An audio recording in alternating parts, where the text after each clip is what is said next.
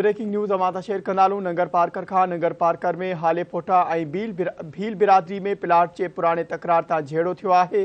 5 ॼणा ज़ख़्मी थिया आहिनि। ॻोठ रोजा में लठियूं ऐं कुहाड़ियूं लॻण सबबि हिकु धुर हाले पोटा बिरादरी जा 5 ॼणा ज़ख़्मी थी पिया आहिनि। ज़ख़्मियुनि में दाऊद, आदम, मीर मोहम्मद, अनवर अली ऐं मोहम्मद कासिम शामिल आहिनि। नंगर पार्कर खां नाज़रीन या ब्रेकिंग न्यूज़ अवां सां शेयर कंदालूं त ॿी धुर जे ज़ख़्मियुनि बाबति ॼाण नाहे। पुलिस वाक़े वारे हंध पहुतल आहे जॾहिं त धुरिन में पुराणो तकरार हलंदड़ हो।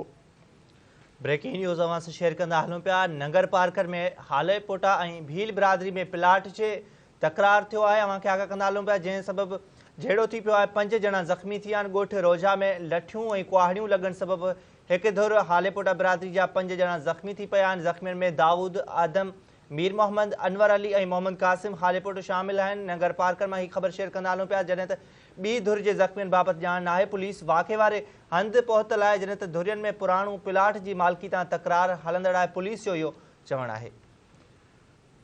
ख़बर नाज़रीन अवां सां शेयर करे आहियूं। नंगर पार्कर खां नंगर पार्कर में हाले पोटा ऐं भील बिरादरी में प्लाट जे पुराणे तकरार तां झेड़ो थियो आहे। 5 ॼणा ज़ख़्मी थिया आहिनि। ॻोठ रोजा में लठियूं ऐं कुहाड़ियूं लॻण सबबि हिकु धुर जो हाले पोटा बिरादरी जा ॿुधायो वञे पियो त 5 ॼणा ज़ख़्मी थिया आहिनि। ज़ख़्मियुनि में दाऊद, आदम, मीर मोहम्मद, अनवर अली ऐं मोहम्मद कासिम शामिल आहिनि जॾहिं त ॿी धुर जे ज़ख़्मियुनि बाबति ॼाण नाहे।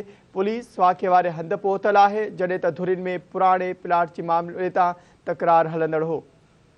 यह ब्रेकिंग न्यूज़ अवां सां शेयर कंदा हलूं पिया। नंगर पार्कर में ॻोठ रोजा हाले पोटा में भील बिरादरी ऐं हाले पोटा बिरादरी में पुराणे प्लाट जे तकरार तां झेड़ो थियो आहे जंहिं सबबि 5 ॼणा ज़ख़्मी थी विया आहिनि। अवां खे आगाह कंदा हलूं पिया ॻोठ रोजा हाले पोटा में भील बिरादरी में प्लाट जे पुराणे तकरार तां झेड़ो थी वियो आहे। 5 ॼणा ज़ख़्मी थी पिया आहिनि। नंगर पार्कर में ही ब्रेकिंग न्यूज़ अवां सां शेयर कंदा आहियूं। ॻोठ रोजा हाले पोटा में भील बिरादरी में प्लाट जे पुराणे तकरार तां झेड़ो थियो आहे। ख़बर अवां सां शेयर करे नाज़रीन या ब्रेकिंग न्यूज़ अवां सां शेयर कंदा हलूं। नंगर पार्कर खां ॻोठ रोजा में हाले पोटा ऐं भील बिरादरी में प्लाट जे तकरार तां झेड़ो थियो आहे। 5 ॼणा ज़ख़्मी थिया आहिनि।